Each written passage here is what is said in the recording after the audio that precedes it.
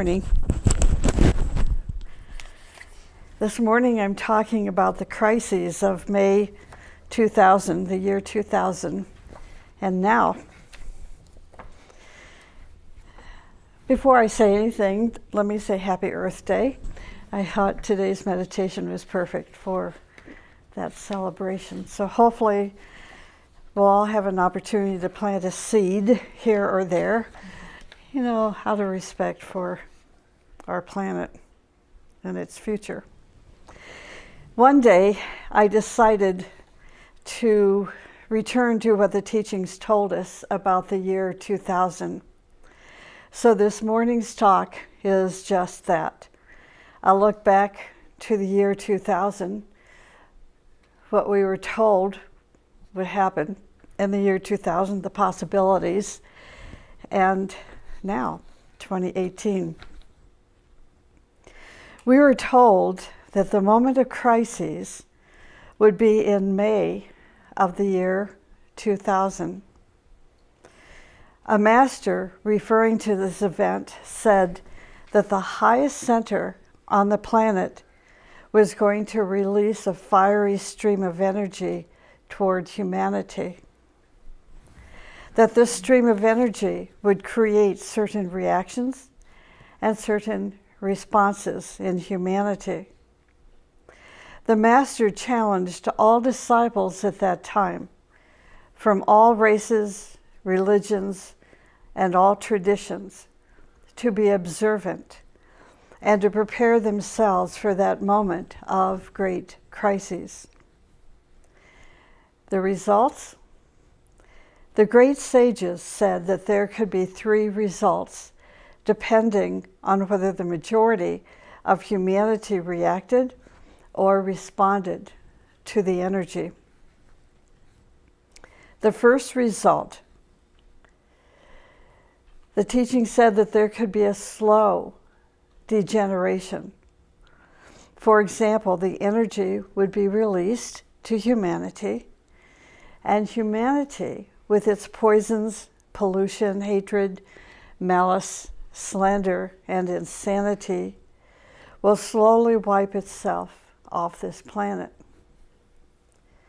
We can still see that pollution, that hatred, and separatism are increasing everywhere. On the other hand, there are many people of goodwill today, peace, and vision, who are trying to overcome the separatism, the pollution, the destruction, the impurities, to create a new world, a new civilization. So can we, in taking a look at the now, did we as a humanity react or respond to that stream of fiery energy?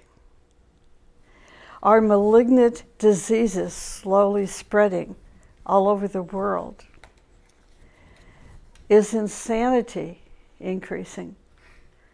What about crime? Has it increased since the year 2000? Are the degeneration of morals increasing? The second manifestation of this energy was when the teaching warned that the stream of energy that hit the consciousness of the planet and humanity in 2000 could increase human free will to such a degree that a clash between the armed forces of the nations would be inevitable. This would mean a great war. And if such a war took place, then our dreams and visions would evaporate, because the planet would turn into a moon.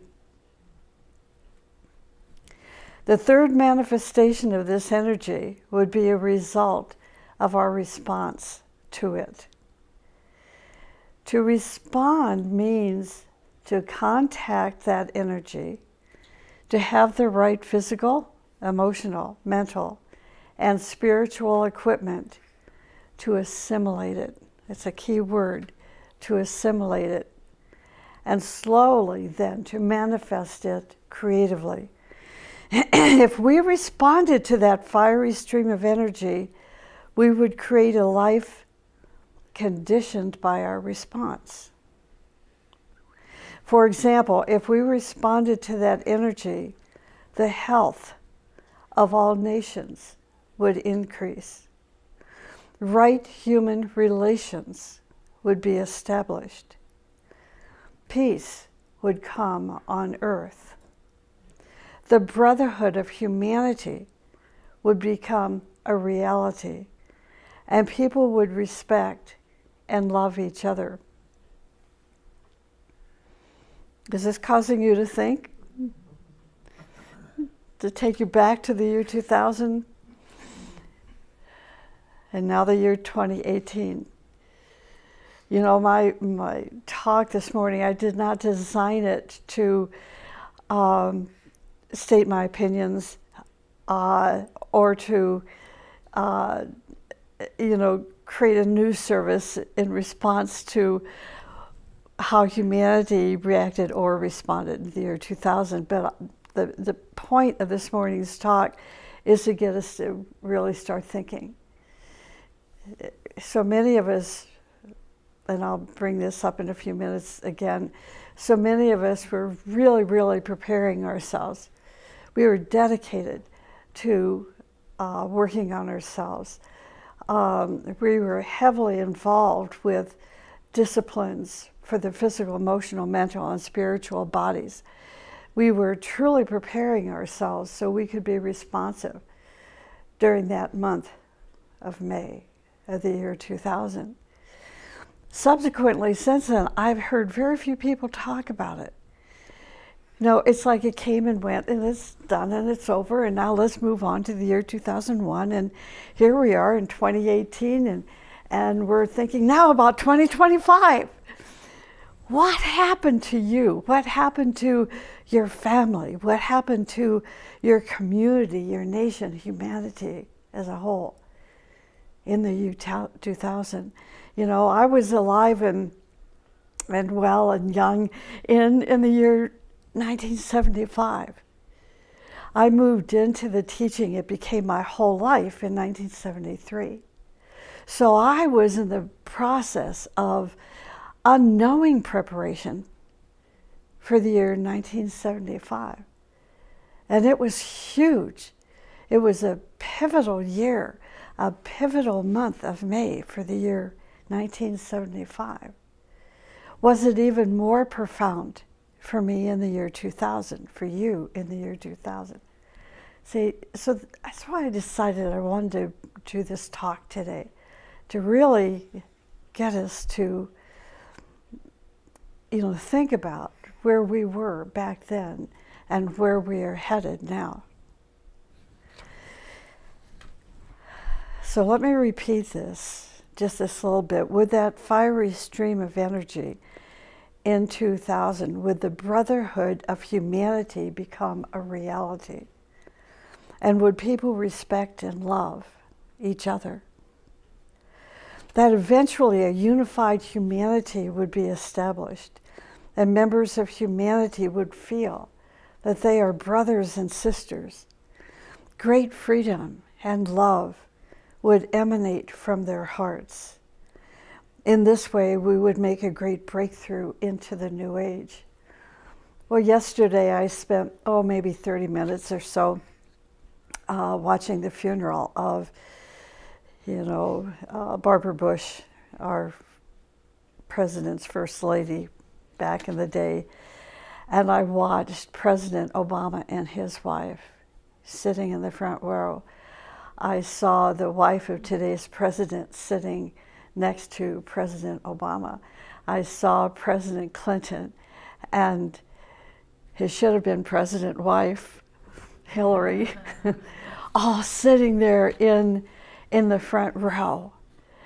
And they were there. And when we stop to think about all the malignment and the hideousness of slings and arrows that have been flung at these self-sacrificing, beautiful people at least they're being there together to celebrate the life of a great woman was symbolic of what this country stands for. So where there's a lot, of difficulties going on behind the scenes with those beautiful people, nonetheless, they were able to set aside attacks and humiliation that we can't even begin to imagine what they have experienced. That they were able to set them aside and be there to show respect and love for a great woman who did great things for this country. So, okay. New age, a new era. If that response occurred and continued, these are the signs that we should be seeing now.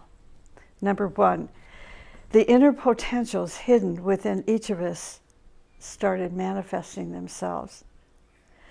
Humanity was a seed not yet bloomed. When human beings started blooming, when they start blooming, they will be like great masters and geniuses. There are treasures hidden within our heart, mind, and soul that have never manifested. Imagine this. You don't have to pretend you're somebody that you're not. Now you're just going to be it. These treasures are coming forward. You don't have to do one-upmanship. You don't have to be egotistical. You don't have to be vain, because you've cracked through those seeds. And now these treasures are coming forward. Why and how? Because you're aligned with that fiery stream of energy that is free for the taking. We just have to be prepared to assimilate it. There are treasures hidden within our heart and mind and soul that have never manifested. To manifest these potentials, these possibilities within us, we need certain conditions. One of these conditions is that this certain great energy must pour into humanity, like it did in 1975, like it did in the year 2000, like it's going to in the year 2025. The second is that humanity must respond to that energy and assimilate it and create those thought forms, those ideologies, human relations, laws, and regulations that would help humanity to see the path of its spiritual destination. Number two, humanity will consider neighbors and friends to be not only of equal value to one another, but even more valuable. Number three, the third sign will be an extreme purification of the mental plane. Last Sunday I mentioned that our mental bodies are untamed, and the teaching used the word savage. I couldn't do that, so I substituted the word savage, if you remember, with untamed. The understandings of those terms are now revealed. The reason our mental bodies are untamed is because our minds are not pure yet. Most of us still live in a sphere of fear, anger, hatred, separatism, greed, jealousy, revenge, slander, and malice. All of these viperous snakes are eating us. In the future, top-notch psychiatrists and medical specialists will demonstrate and prove that fear does eat our bones. Anger destroys our nervous system. Hatred destroys our brain and our liver. Jealousy damages our spleen. These vices have been manifesting for ages and ages. The result of this is a humanity which has brought itself to the edge of disaster. The release of this new era energy can slowly create those thought forms, human relationships, and ideologies that will build the basis of right human relationships for the future. So it is obvious that humanity was not going to be ready for that release of energy, but many disciples were in preparation, known and unknown. The teaching indicated that those who were part of mass consciousness and who would react to those incoming energies would slowly degenerate. Number 4. And those who responded to those energies would regenerate themselves, transform themselves, and survive. What does to survive mean? Survival of the fittest can be explained as the ability to respond to these new energies and to be able to translate them in terms of pure, clear thinking and feeling, followed by right action. Our entire life is a reflection of what we think and feel. I'm going to repeat this because you cannot get away with it, to pretend that you're something different. Our entire life is a reflection of what we think and what we feel. Once we change our consciousness and our thinking, that's when our life is going to change. Our consciousness changes, expands, and raises our beingness when we consciously respond to the energy that is being released from the highest center. Now think about this. We each have our own highest center. For the bulk of humanity, I can't even go that. Let's say for those disciples who are awakened, their highest center will be the solar angel.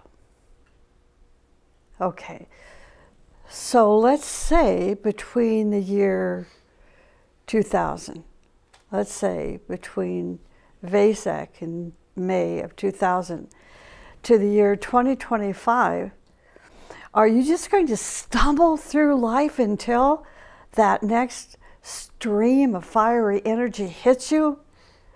Or are you going to let that higher energy within yourself, your solar angel, put yourself in a state of readiness so you can assimilate that energy in 2025? See, you can't, this is a stupid comparison, but it just came to mind. Let's say that you're a really, really financially poor person and you win the lottery. Well, we've read so many stories about people that this happened to, and they ended up poor again. Why would that? That they won for, let's say, a $6, ticket. They won millions of dollars, and then darn it if they're not poor again. Because they were not prepared how to manage their money and respect it and use it gracefully. So, what was it that horrible statement I had to make about the deterioration? If we reacted to that energy in 2000, those that reacted would begin to deteriorate, to degenerate. See, that's the best example, I think, that we could probably relate to because none of us have won the lottery, but we've read the stories about those that did. That's a perfect example, see, of deterioration, destruction, and so forth.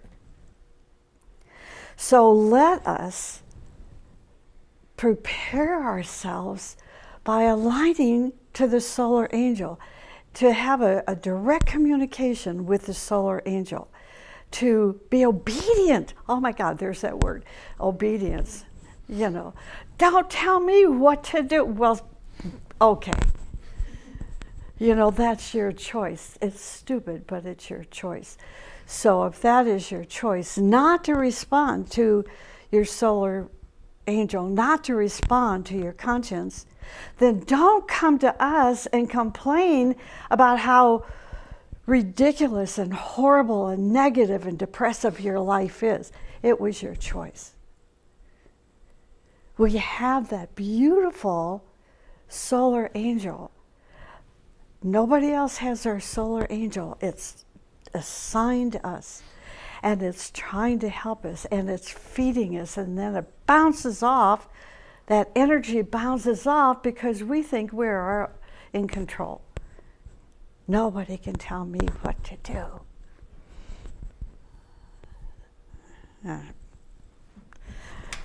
It's pitiful, isn't it? So, let me repeat this. And those who responded to those energies would regenerate themselves. Have you regenerated yourself if you were alive in the year 2000? Did you transform yourself and survive that energy? Survival of the fittest. Again, I'm repeating this. I know I am. Survival of the fittest can be explained as the ability to respond to these new energies and to translate them in terms of pure, clear thinking and feeling, followed by my right action. Oh man, I wish we had a couple of hours.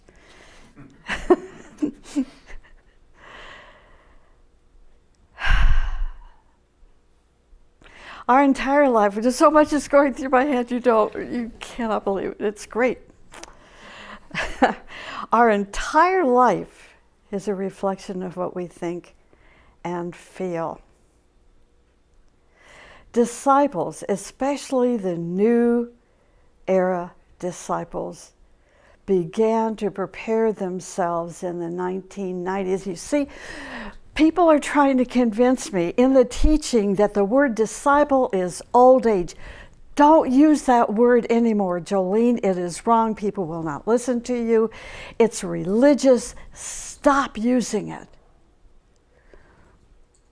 But the Master used that word. Who are we to change the language of the Master? So the only thing that I would change is an addition. Let's add on to that word the new era disciple. The new era disciple. A disciple is a man or a woman who is in service to the Lord. So why say it's not applicable anymore? See? Disciples, especially the new era disciples, began to prepare themselves in the 1990s for the release of that energy by going through some specific disciplines. The teaching elaborated that if only a small percentage of humanity responded to those energies, that percentage would act as receivers for this higher energy and would be able to distribute it. First, through their own radiation. Second, through their speech and their writings, through their music, through their dramas, and through other creative works. Third, through their thoughts. Fourth, through organizing new laws and regulations and new visions. They would be proving to humanity that this is a better way to live. those not prepared, if they were angry and received the energies, they would use them to fuel the anger of others. If they hated people and this energy hit them, they would use it on the victims of their anger. If they were jealous, they would use the energy to strengthen their jealousy. What were the disciplines that those disciples went through and practiced? 1, they organized their mind. Seed thought, scientific meditation was practiced. Meditation is important because it organizes our mind. And it is the mind which will first contact the energy coming from that high center and produce a life for us according to the contents of our mental body. 2, the mind is a garden full of weeds of hatred, jealousy, and greed. That energy is going to destroy us. When the rain, the sunshine, and the life-giving energies from space hit our garden, 2 choices are given. The person will either allow only the good seeds to bloom or allow the garden to be choked with weeds. The weeds will control the life. To prevent such a calamity, those disciples learned that the science of meditation, which is the art of planting good seeds, they began to plant those good seeds. In beginning meditation, you take a problem, you look at it, and you try to analyze it in such a way that the result, the solution, is good for everyone, including yourself, of course. So this is sane, logical thinking. That's the first stage of meditation. In a while, you move to a little more advanced level of meditation, where you will start touching the light that is within you and making that light shine upon your activities, upon your feelings, and upon your thoughts. This is the second stage of meditation. See, that first stage is a major, major stage, and it can last for years depending on how compacted your garbage is. Sorry.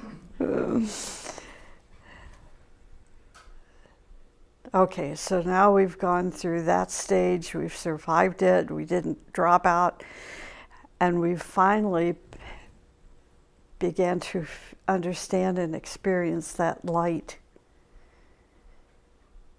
And then, in a while, we moved to a little more advanced meditation.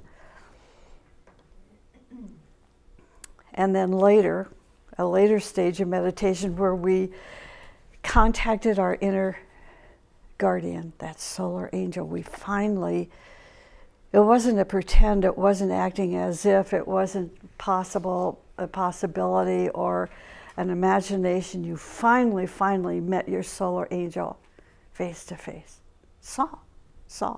Literally saw the image that solar angel presented to you. And now you're feeling and acting and thinking in the light of that guardian. Then, in a more advanced state of meditation, the light within you starts releasing and shedding itself in all of your thoughts and words and activities and feelings. That's just stages of meditation. 2, purification. Another thing those disciples did and continue to do was to purify themselves. They began to control their mental nature in such a way that whenever they started thinking about their friends or enemies, they would have pure thoughts because they were helpful for themselves and for others. We're so going to run over this morning, and I am going to finish my talk. Just be aware. This is the thing, is those that reacted in the year 2000, they're not seeing who you are as a responder. They're still reacting through their anger and their jealousy and their hatred and their bias and their opinions, only in a more elaborated way. It's like when we're told when you have cancer and it goes in remission, and if you don't take care of yourself, if you don't prepare yourself, change yourself, that cancer will come back with a vengeance. See, that vengeance occurred in the year 2000 if you reacted. Here, you, being the new era disciple, you began to practice. You worked on yourself. You engaged in these disciplines. And now, when a good friend of yours is attacking you, threatening you, is mean to you,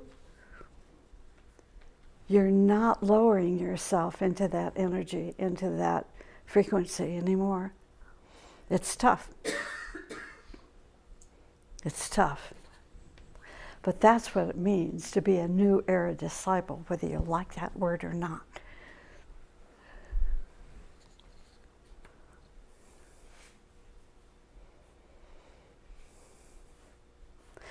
So, this new era disciple began to control their mental nature in such a way that whenever they started thinking about their friends or enemies, they would have pure thoughts that were helpful for themselves and for others.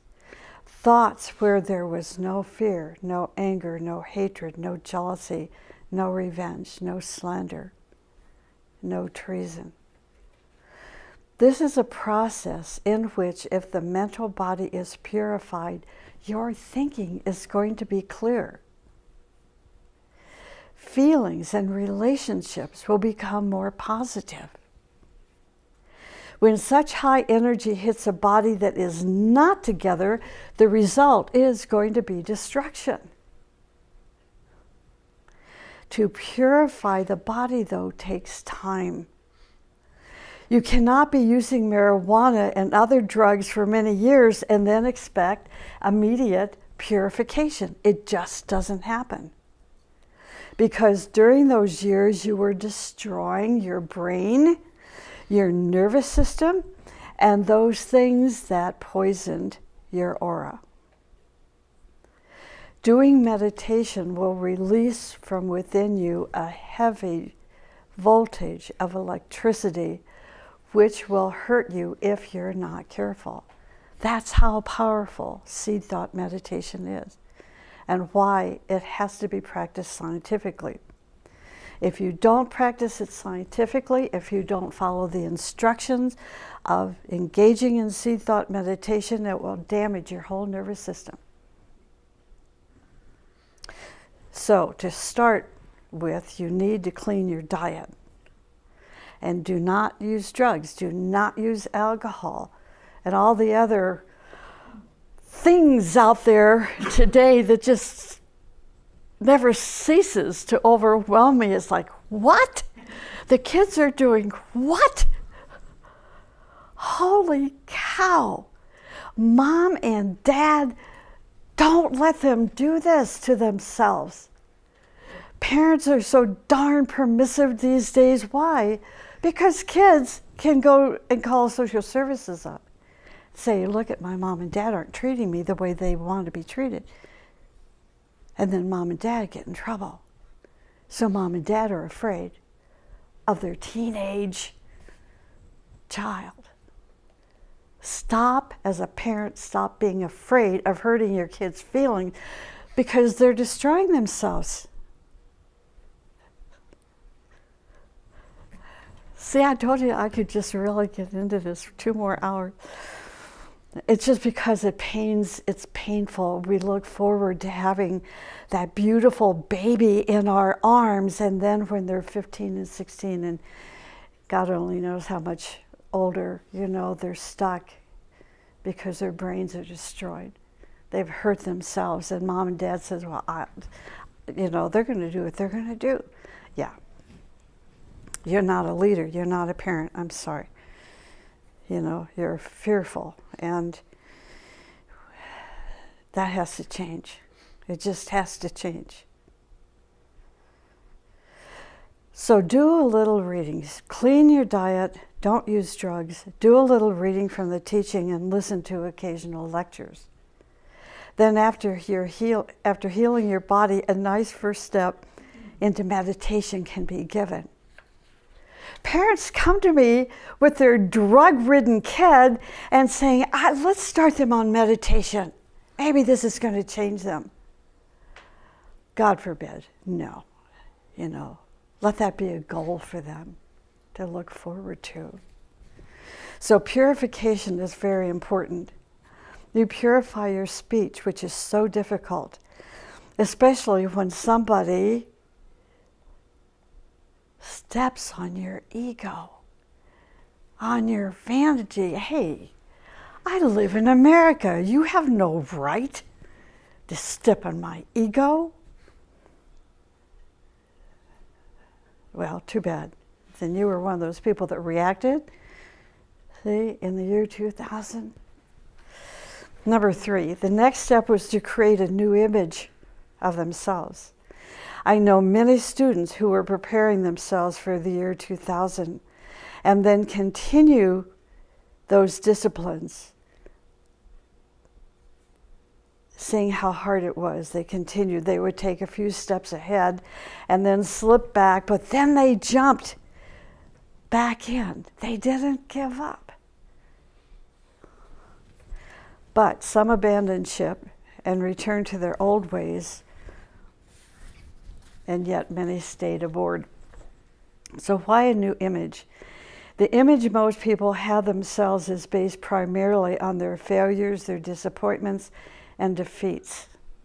When we are with people, they present that they are beautiful, that they're holy, and all the things that they would like to be, but they're not really yet. But when they are alone, they feel that they are rotten because they have such a negative image of themselves. So these images need to be changed. These images are like small photographic negative. We can shine a light behind that film and project that film, that image, onto a screen. If you have an ugly image, it will be there in detail, and this you can have in your dreams. If you have an ugly image, it will be revealed to you in detail. This is why when you start meditation and aspiring and doing your best in everything, you sometimes feel that you're just not a good person. The only thing that makes you happy is that you think that no one else sees it. This ugly image in your mind has to be broken. So here is the mantra, which can be said at every day, every single day at noon. More radiant than the sun, purer than the snow, subtler than the ether is the self. The spirit within my heart. I am that self am I. When you change your image, you become positive. You not only attract the right people into your life, but also attract money and success and friends who will help you in every way possible. Number 4, they radiated goodness every day, trying to do good for someone. Even when we were caught in our own personal problems, we would think about someone else, someone who may have been in a hospital. They engaged in acts of goodwill. If someone was depressed or in pain, in separation, or going through a divorce, they would be there for that person. They let him know that he was loved, really loved. To engage in goodness prepared our aura in such a way that it became magnetic to receive and respond to the Shambhala energy, which was released in May of 2000. When someone says to you, pardon me, my nose is itchy. When someone says to you, that person is really slandering you and has for 5 years, what are you going to say or do or react? Are you going to react? Are you going to respond? You can respond and say, may God bless her. I know her family and her friends, and I can imagine how they must feel in hearing those things. I am so sorry. Do you see, you are changing a negative reaction to a positive expression. You are radiating goodwill instead of destructive energy. And that energy returns to you. The last discipline was number 5. They thought about humanity as if humanity was one great family. So that's what I saw symbolized yesterday in that very beautifully orchestrated funeral for Barbara Bush.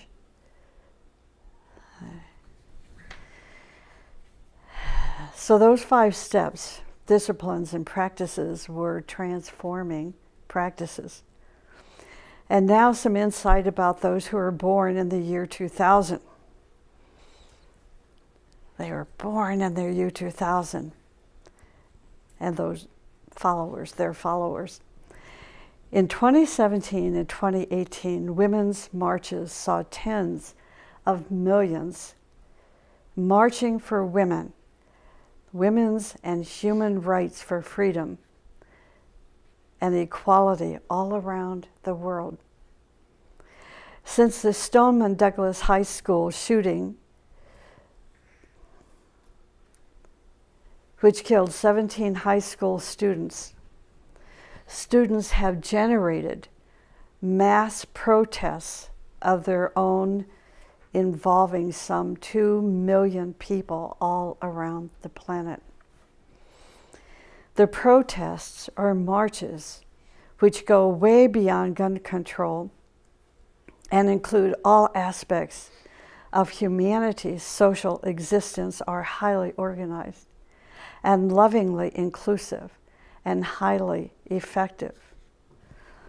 One significant point needs to be made clear here.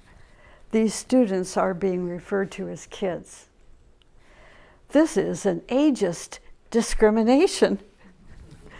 It indicates that the views, the opinions, the positions of a person are valued according to the age of their body.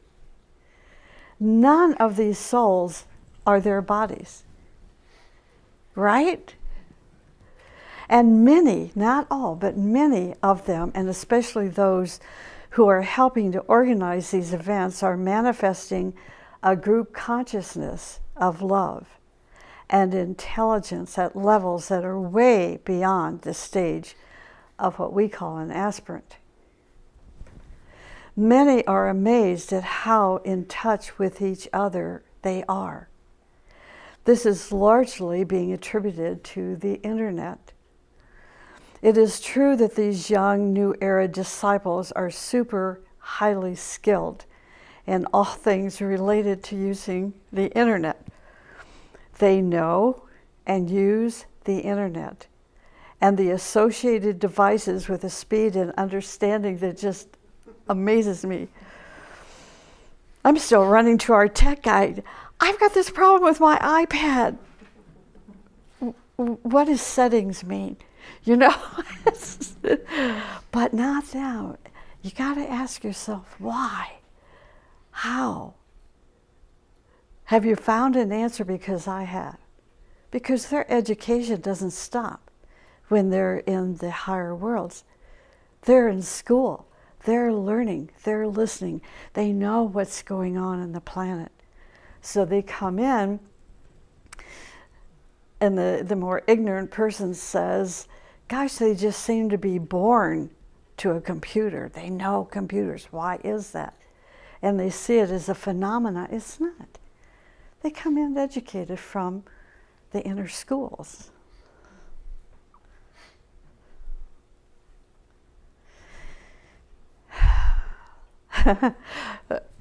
a parent was telling me how they received a bill for their kid having sent 3,000 texts to their friends in 1 month. And the mother said that his texting is way down now because he uses Snapchat. I don't know what Snapchat is, but I'm going to learn because he's using Snapchat now to communicate with his friends. And yet, even though some of these students have never met each other in the dense physical, they are in frequent, meaningful, and significant contact with one another. They frequently have a more or less immediate recognition of one another's motives and purposes. They spontaneously, easily, and cooperatively implement these identical motives and purposes into a wide array of very creative and different harmonious forms.